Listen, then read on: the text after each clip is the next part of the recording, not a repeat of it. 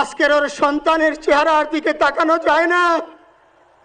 আজকের আমার মা প্রায় পাগল হয়ে যাচ্ছে, জ্ঞান হারিয়ে ফেলছে। আমার ভাই বোন তারা পাগল হয়ে যাচ্ছে।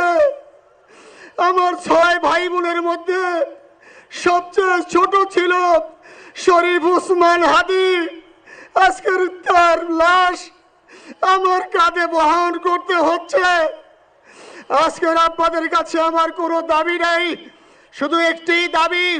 7 থেকে 8 দিন হয়ে গেল দিবালোকে প্রকাশ্যে রাজধানী ঢাকায় জুমার নামাজের পরে খুনি প্রকাশ্যে গুলি করে যদি পার পেয়ে যায়, এর চেয়ে লজ্জার আমাদের আর কিছু নাই।